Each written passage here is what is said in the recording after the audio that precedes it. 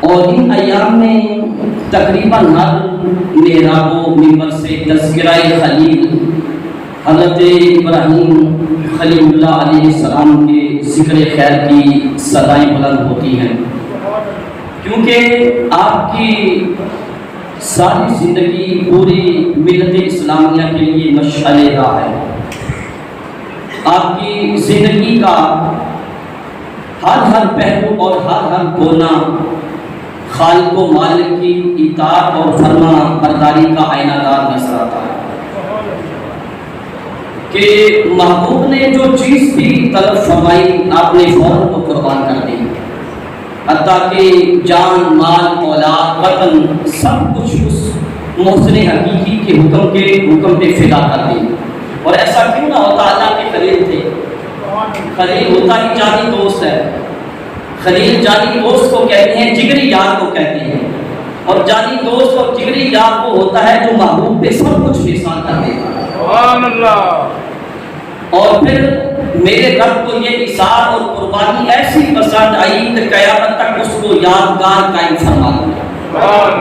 پھر صرف یادگار قائم نہیں فرمائی بلکہ پوری ملت اسلامیہ کو ملت ابراہیمی ہی قرار دے۔ سبحان اللہ۔ فرمایا رب تعالیٰ نے کل بل نتبع ملت ابراہیم حنیفا، میرے حبیب آپ یہ فرما دیے کہ ہم تو ابراہیم حنیف کے ملت کی اتباع کریں گے، حتیٰ کہ ہمارا کعبہ بھی ابراہیمی ہے، ہمارا حج بھی ابراہیمی ہے، ہماری قربانی بھی ابراہیمی ہے، ہمارا مسلک بھی ابراہیمی ہے، ہمارا دین بھی ابراہیمی ہے، ہماری ملت بھی ابراہیمی ہے، حتیٰ کہ ہمارے نبی بھی ابراہیمی ہے۔ سبحان اللہ۔ نعرہ تکبیر، نعرہ رسالت، نعرہ تحقیق، نعرہ حیدری، تاجدار ختم نبوت، زندہ باد، زندہ باد، تاجدار ختم نبوت، زندہ باد، زندہ باد۔ سبحان اللہ، سبحان اللہ۔ رب نے فرمایا وَلَقَدْ آتَيْنَا إِبْرَاهِيمَ رُشْدَهُ مِن قَبْلُ وَكُنَّا بِهِ عَالِمِينَ، ہم نے ابراہیم کو رشد و ہدایت دے کے بھیجا، ہم پہلے ہی اس کو جانتے تھے، ہم پہلے ہی اسے جاننے والے تھے۔ تو اس سے پتہ یہ چلا قرآن کی اس نص قطعی سے کہ رب اپنے نبی کو پہلے ہی رشد و ہدایت دے کے بھیجتا ہے۔ مگر بعض جاہل اور احمق بے وقوف وہ اس چیز کے انکاری ہیں اور کہتے ہیں کہ معاذ اللہ، اللہ کے نبی کے پاس کچھ نہیں ہوتا، نہ اللہ کا نبی کسی کو کچھ دے سکتا ہے، اللہ اللہ کے نبی کے پاس ہدایت ہوتی ہے، نہ کسی کو ہدایت دے سکتا ہے۔ مگر یہ قرآن کی یہ آیت بتاتی ہے کہ رب اپنے نبی کو رشد و ہدایت دے کے ہی بھیجتا ہے۔ اللہ کے نبی کا اس دنیا میں آنے کا مقصد یہ ہوتا ہے کہ لوگوں کو ہدایت عطا فرمانے کے لیے، اللہ کا نبی اس دنیا میں آتا ہی لوگوں کو ہدایت دینے کے لیے ہے۔ اس لیے جو اپنا رب تعالیٰ نے ہمارے آقا کے بارے میں فرمایا لَقَدْ كَانَ لَكُمْ فِي رَسُولِ اللَّهِ أُسْوَةٌ حَسَنَةٌ، کہ لوگوں تمہارے لیے میرے محبوب کی حیات مبارکہ بہترین نمونہ ہے۔ یعنی اللہ کے نبی کی زندگی کا ہر پہلو جو ہوتا ہے وہ ہدایت پہ مبنی ہوتا ہے۔ اللہ کے نبی کا بیٹھنا بھی ہدایت ہوتا ہے، اٹھنا بھی ہدایت ہوتا ہے، آنا جانا بھی ہدایت ہوتا ہے، سونا اور جاگنا بھی ہدایت ہوتا ہے، اور باز فرمانا بھی ہدایت ہوتا ہے۔ اللہ کے نبی کی زندگی جو ہے اس کا ہر پہلو بھی ہدایت پہ مبنی ہوتا ہے۔ حضرت ابراہیم علیہ السلام نے مشرکین کو تبلیغ فرمائی، آپ کا چچا آدم جو تھا وہ بھی مشرک تھا، تو قرآن نے آپ کی اس تبلیغ کو اس انداز میں بیان فرمایا اس قال ابراہیم لابیہ وقومہ ما هذه التماثیل التي انتم لها عاکفون۔ ابراہیم علیہ السلام نے اپنے چچا اور اس کی قوم کو کہا کہ یہ جن کی تم یہ پوجا کرتے ہو نا، عبادت اور پرستش کرتے ہو، یہ ماں تمہاری بنائی ہوئی اپنی ہی مورتیاں، یہ تمہاری ہی بنائی ہوئی ہے مورتیاں، باز نادان اور ایک جاہل ٹولا۔ یہ لفظ اب چونکہ اس آیت کریمہ میں آتا ہے، لفظ اب جو ہے یہ باپ کے لیے استعمال ہوتا ہے اپنی زبان میں، اب اس لفظ اب کو لے کے ایک جاہل ٹولا اور احمق ٹولا ابراہیم علیہ السلام کے والد گرامی پہ کیچڑ اچھالنے کی کوشش کرتے ہیں اور معاذ اللہ کے والد گرامی کا کفر ثابت کرنے کی کوشش کرتے ہیں۔ استغفر اللہ العظیم۔ مگر اس کو لا تعلیت اور اپنا پرانی تعلیمات سے روح گردانی کے سوا اور کچھ نہیں کہا جا سکتا، کیونکہ جس طرح یہ لفظ اب بات کے لیے آتا ہے اس طرح عباد داد کے لیے آتا ہے۔ قرآن کہتا ہے کہ یعقوب علیہ السلام کا جب مرتے کے سال قریب آیا، اپنے بیٹوں کو پاس بٹھایا اور فرمایا اذ قال لبنیہ ما تعبدون من بعدی، بیٹوں بتاؤ میرے بعد کس کی پوجا کرو گے، کس کی عبادت کرو گے، کس کے سامنے ماتھا ٹیکو؟ تو بیٹوں نے عرض کیا قالوا نعبد الہک و الہ آبائک ابراہیم جب آپ دنیا سے چلے بھی گئے نا، آپ کے معبود اور آپ کے آباء و اجداد ابراہیم، اسماعیل اور اسحاق کے اپنا معبود کی پرستش کریں گے۔ تو دیکھیے نفس اب جو ہے آبا یہ ابو کی جمع ہے، تو جس طرح یہ اسحاق علیہ السلام جو کہ یعقوب علیہ السلام کے والد گرامی ہیں ان کے لیے آیا ہے اس آیت کریمہ میں، اسی طرح ابراہیم علیہ السلام کے لیے بھی آیا ہے، اسماعیل علیہ السلام کے بھی آیا ہے۔ تو ابراہیم علیہ السلام کے کیا ہے؟ ان کے دادا ہے، اور اسماعیل علیہ السلام تایا ہے۔ تو مطلب کیا کہ نفس ابن جس طرح والد کے لیے باپ کے لیے استعمال ہوتا ہے اپنی زبان میں، اسی طرح آباء و اجداد کے چایا اپنا تایا چچا باپ دادا پردادا سب کے لیے استعمال ہوتا ہے۔ تو اس لیے کیا ہے، آزر جو تھا ابراہیم علیہ السلام کا والد نہیں تھا بلکہ آپ کا چچا تھا۔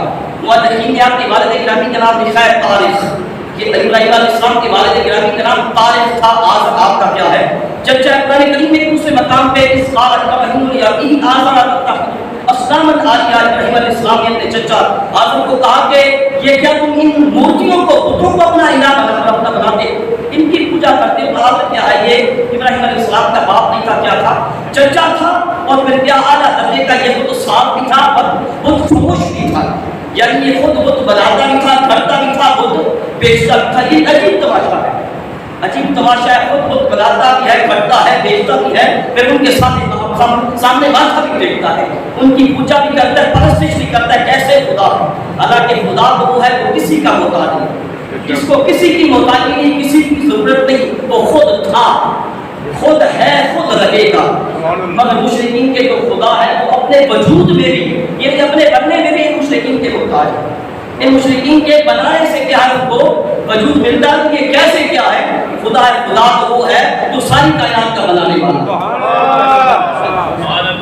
اس کو کسی کی ضرورت نہیں، ساری کائنات اس کی محتاج ہے، ساری کائنات اس کے اپنا دروازے میں اپنا دامن پھیلائے ہوئے ہیں، اس کو کسی کی محتاج کا احتیاجی نہیں ہے، اس کو کسی کی ضرورت نہیں ہے۔ تو یہ کیا ہے کہ میں نے عرض کیا کہ آزر جو تھا یہ بت فروش بھی تھا، اپنا بت صاف بھی تھا، بت بناتا بھی تھا، بت بیچتا بھی تھا۔ ایک مرتبہ ابراہیم علیہ السلام کس نے کہا کہ بیٹا دیکھو یہ میں نے کتنے سونے خدا بنائے ہیں، جاؤ ذرا ان کو مارکیٹ میں بیچ آؤ، ان کو منڈی میں بیچ آؤ۔ ابراہیم علیہ السلام نے فرمایا چچا جان بہت اچھا، کیونکہ آپ کو ان بتوں کی تصویر کا موقع مل رہا تھا، ان کی اپنا کیا کہتے ہیں کہ ان کی خبر لینے کا آپ کو موقع مل رہا تھا، بہت اچھا۔ کچھ بت لیے چلے گئے آبادی میں، آواز لگانے لگے، فرمانے لگے لوگوں آؤ مال خرید لو۔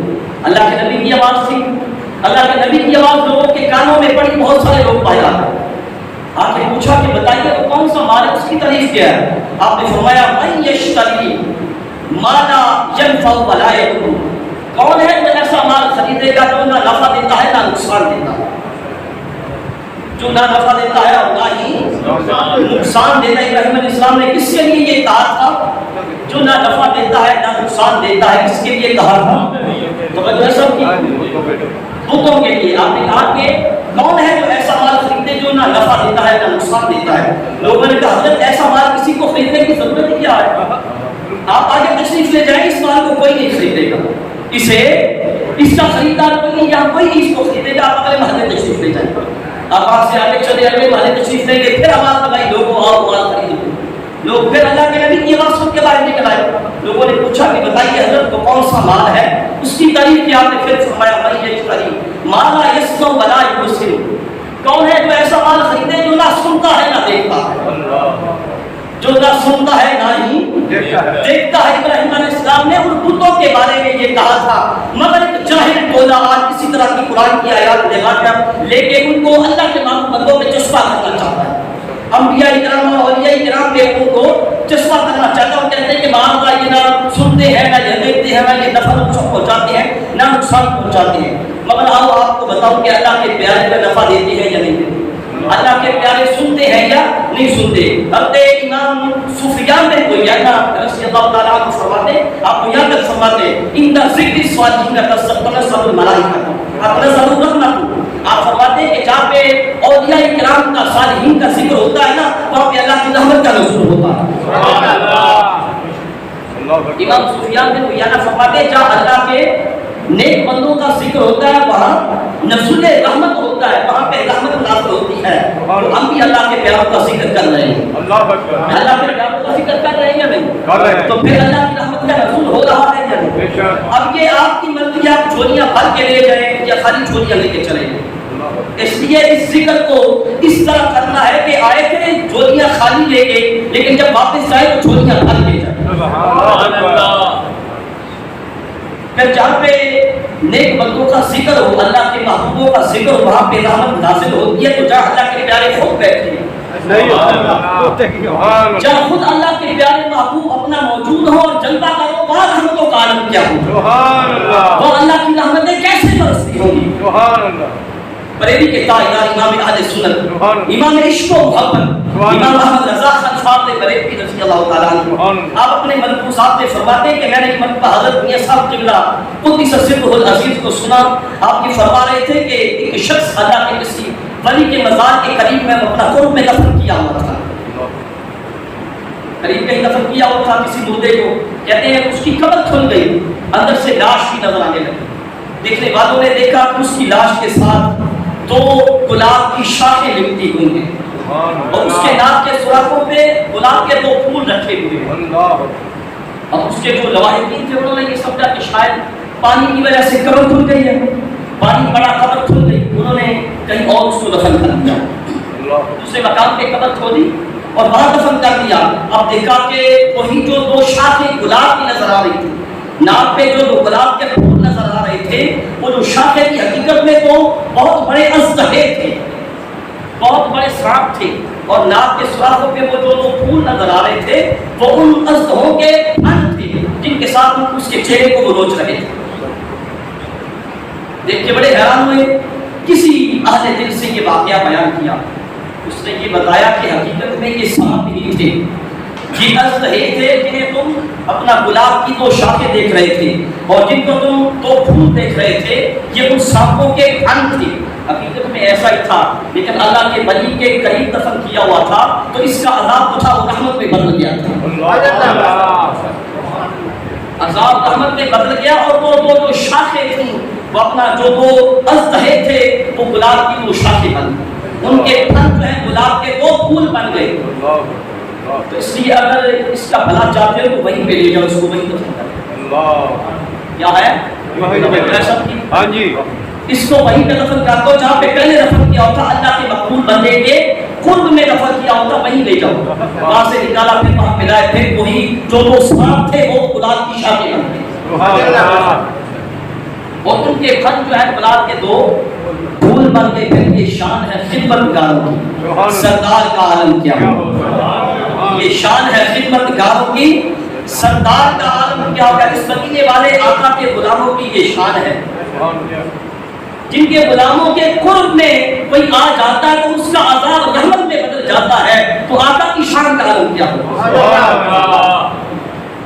جب اللہ میرے حضور کے غلاموں کے قرب میں اتنی اللہ کی رحمتیں برستی ہیں تو حضور کی شان پاک کا عالم کیا ہوگا۔ پھر جو ان غلاموں کے قرب میں آ جائے ان کا عذاب اپنا کیا کہتے ہیں کہ رحمت میں بدل جاتا ہے، تو بھلا بتائیے میرے حضور کے قرب و جوار میں اللہ کی کتنی رحمتیں نازل ہوتی ہیں۔ اور پھر میرے حضور کے دامن میں جو آج بھی لیٹے ہوئے وہ دو پیارے ہیں، ہر مومن کی آنکھوں کے تارے، ابو بکر و عمر ہمارے،